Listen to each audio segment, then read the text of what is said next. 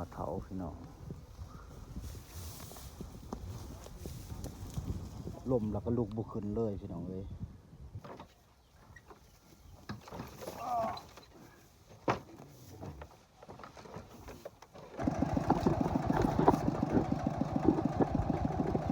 ที่พอขามาเบิ้งเลยนี่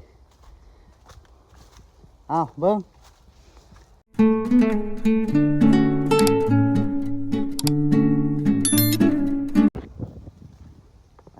จะมาเบิ้งงัวพี่น้อง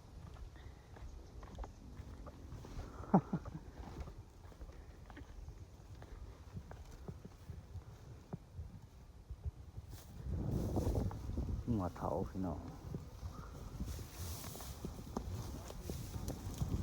ลมแล้วก็ลุกบุขึ้นเลยพี่น้องเลย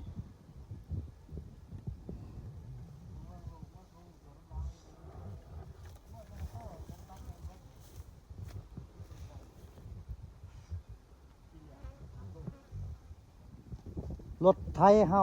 เอาเขาท่านี่ได้บ่เอาเขาได้นี่ถอยมานี่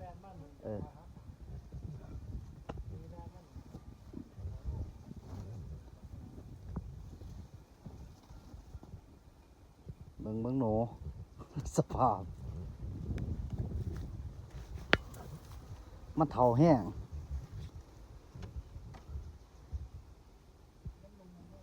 ลม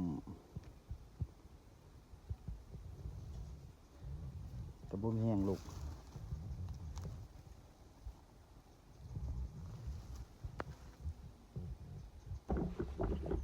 กระสอบเพิ่นทันนี้ขอ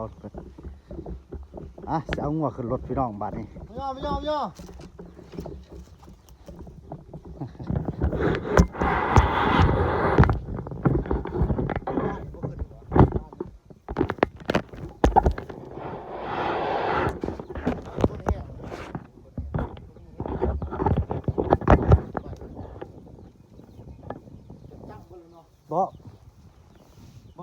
บ่เงื่อนวะแล้วมันยอกขึ้นเลย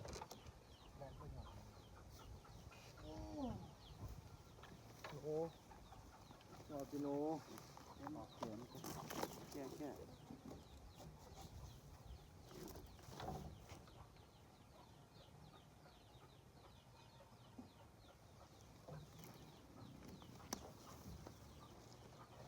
นอนก้น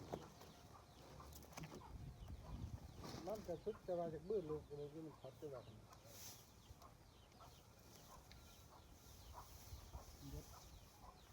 แข้งกันเลย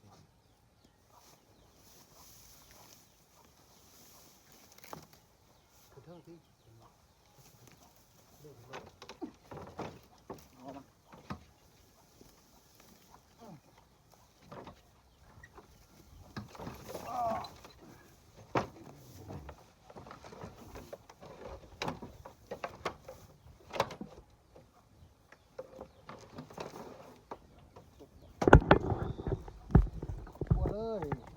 บาดนี่ให้มันละลายมันมาเหื่อยคะแนนไกลออกเนาะได้บ่ออกบ่ได้บ่เสียนเอาจับกรอบ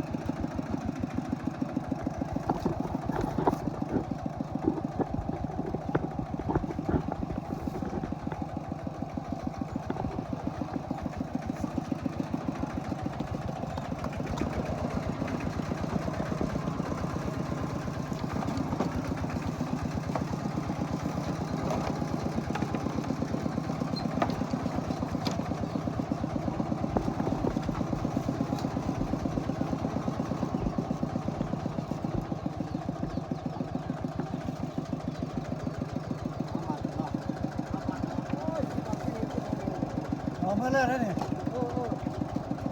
เอามาลุกได้ครับ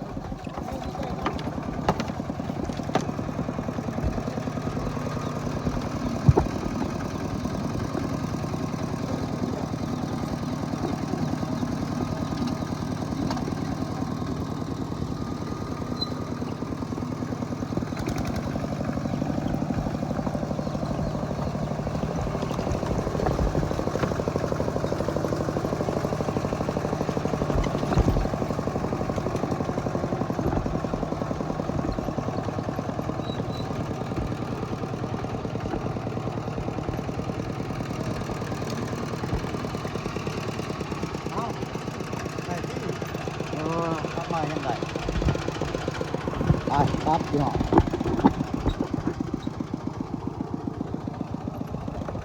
เลยบางคนก็สิบอลอดแล้วพี่น้องเลย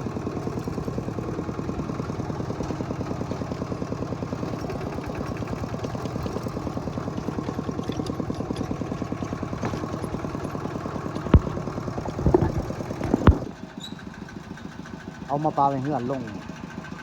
ไว้เฮือนพี่น้อง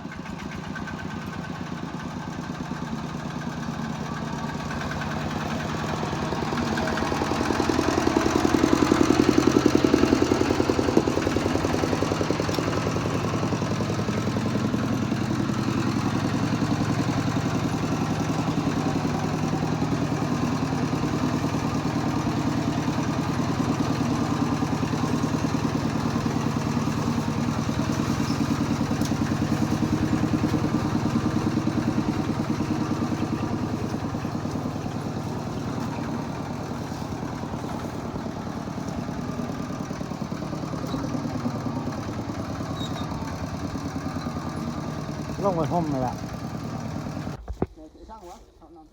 นี่มีพ่อค้ามาเบิ่งเลยนี่เอาเบิ่งบ่ทันตายได้งัวมันเฒ่ามันลุกบ่ได้มันบ่มีแห้งลุกนี่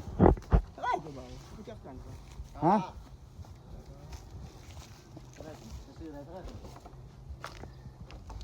ได้เท่าไรจะซื้อฮะ5 ล้านก็ได้มันยกมือเองแล้ว5 ล้าน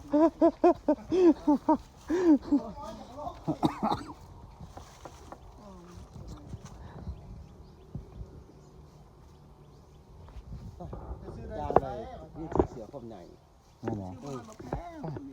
โอ้เบิดเหมือนยา2 โล ขายล่ะ ผมบ่ขายดอกจาง เฮ็ดโพดได้ฉัน ฮะ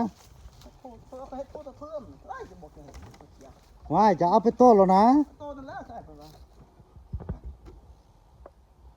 ซื้อบางหันมันจะซ้ำ2 ล้านป้ายงัวชิ้นนึงชิ้นมาล่ะฮะ โอ้เป็นบ่2 ล้านป้าย บางหัน2 ล้านป้ายบ่ซื้อขึ้นงัวชิ้นมา 4 ล้านติฮะ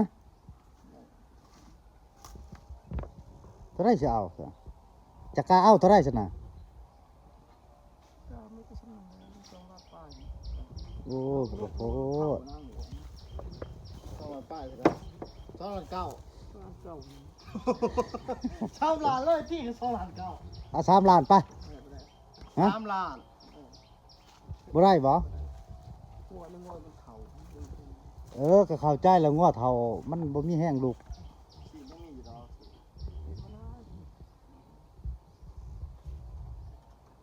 เป็นคำโชคบืนเอา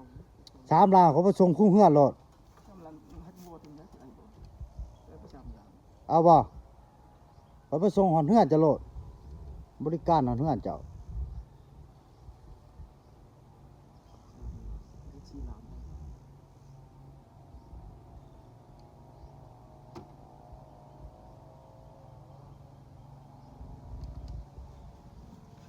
ก็จะมีโซนเอาบ่สูง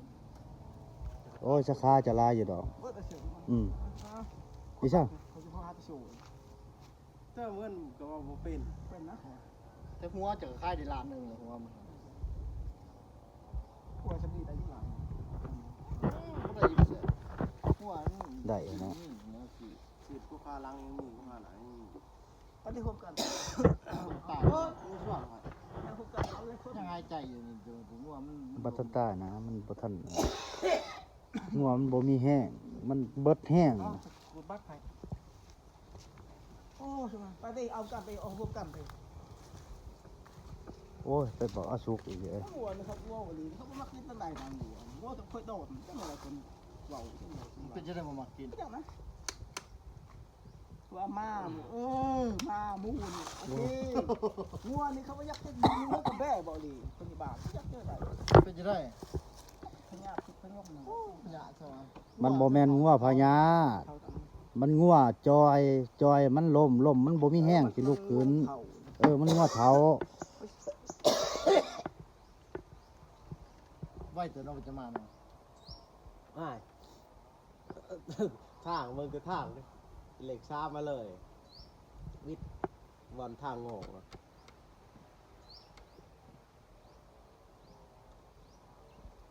ชิมได้ฮะแล้วเก่าเลยชิมได้มันมีทีมหนึ่งก็ชิมสอง บ่สิแง้มบ่สิเอาผมกันบ่แง้มสิเอาบ่เดี๋ยวจะไปขายแต่เฮ็ดค่อยๆขายเดี๋ยวจะไปขาย บ่ อ๋อแต่จะสิเอาบ่โตโลดจะไปเฮ็ดจะปั้นให้ข่อยจักเล็กจักน้อยเขาก็เอาดอก ตีนเนาะ มันยังมีเออสี บ่ได้ หมวดเขา ซ้ำได้ซ้ำเขาเว้าได้เอาอยู่ เขาได้จะบอก บอกว่าซ้ำๆหั่นนะ ซ้ำล่ะ ซ้ำแล้วข่อยสิไปส่งคู่เฮือนโลดแต่จะเอาลงบ่ได้ เดี๋ยวก็ไปโทรบอกสตีแล้วเปล่า ฮะ โทรหาสตีแปะ โทรหาไผก็โทรนะโทรโลด เอาใช่ไหม ฮะ ไปเฮ็ดเพื่อนเขาทำมีเงินเฮ็ดคุ้งงัวเลยแหละเขามันมีเขากินดอกแน่ลูกเขาตายแน่มันดิปีนี้มัดสิ5ล้านเงินเบา กินดองไผ เรื่องลูกเขาเอาเมีย เอาผู้เอาไผ เอาลูกสิวอนเด้ โอ้ เอาเด้เขาเอา5ล้านค้ำอีก2ชิลึง โอ้ วันนี้ลูกเขาตายอีก มันสิมีเงินบ่ มัดเงินเขาไม่ยัง คำ2สลึง เขาสิเรื่องเงิน5ล้านทอง เอาล่ะบ่ เอาเลยเด้ เอาแหละ เอาก็เว้าลงทะเบียนคนเต็ม อ๋อ เงินค่อย5ล้านพี่หมด เสียผ้าเว้ย วันนี้ลูกคนใต้น้องคนใต้อีกชื่อมู่อีก ลูกลาหมอ กินยาเวียดนี่มีเงินค่าเวียดใช้ค่าหัวแต่งงานในเจี๊ยบทานกันในมีเงิน30 ล้านถึงหมดเลยเอากันลงทะเบียนอีกเช่าโต๊ะเช่าตั้งทั้งโง่อีกไม่ว่ากินดอกกินหมูอีกตีกันกับตะเข่งอีก ไผติ ตะกี้ตะเข่งตีคอยเขาไม่ได้ตีเพื่อนเพราะว่าพาจะขี้ลายจะเอาก็ตีกลางเขาก็มู่เด้ไผบัดอย่างใดมันเวียกเจ้าเวียกเขาเองเขาว่ากับตะดองทวงเพิ่นตีเขายังพอท่านบอกกัน แต่เบานี่เพิ่นพิษนักแล้วตะเข่งมันเวียกเจ้าเอาโต๊ะตั้งก็เอาชุดเรื่องเขาเองอย่าควมตีเจ้าอย่าบอกเขาเอาบอกเจ้าขี้ลายเป็นคนมาเพิ่นน่ะเพราะว่าเขากับลุงวงลุงวงสิบอกเอาลูกเพื่อนลูกหน้าเพิ่นขี้ลายใหญ่เด้คือว่าเขาเอาแต่โต๊ะตั้งจะมันชั่วขึ้นมาอยู่เอาไปตีขอช่องบาทคนไล่คนเห็นบ่เว้ามาตีบนนี้เข่งเขาท่านบอกกันเพราะชื่อบอกกันถ้าลูกเขามาพาเงิน เอ้ามันไปล่มไปอันมักกักกันข้างในบ่ เขาเองล้มเองบ่เองบ่มีอย่ามีอย่าวื้อนะเขาเองล้มเองบ่เองใครไม่ลูกจะมักลูกเขาเอิ้นเอากันเลยเขาว่าเอากันเอาเลยคำขอช่องเฉลึงบัดนี้เงิน5ล้านทอกเลย มันนี่ลูกจะมักบ่ลูกจ้ะ มื่อลูกก็มักเพิ่นก็มักแหละมักก็ได้เอากันไปเบี้ยอยู่ตรงไหนแล้วกันมาบอกกัน ก็เฮ็ดเวียกล่ะ ให้ไปอยู่หลงได้เงินล้านป้าย ให้เบี้ยกูกวยเท่าแก่บางด้านนี้ไปเผาถ่านอยู่เวียงพุ่นเดือนนึง5ล้านเท่ากันเองไปอ่านเพิ่นนึงเฮือนเอากัน ถ้าอายกกผมบ่เอาเมีย บ่น้องเท่าทลาเด้เท่าอายเท่านั้นเด้ ถ้าขี่รถเป็นหมอ ถ้าไปเลยค่อยเด้ อายบ่ว่าอายใหญ่อายนั่นมา2คนถ้าเพิ่นนึงลูกลาเขาช้ำกัน ดูล่าแม่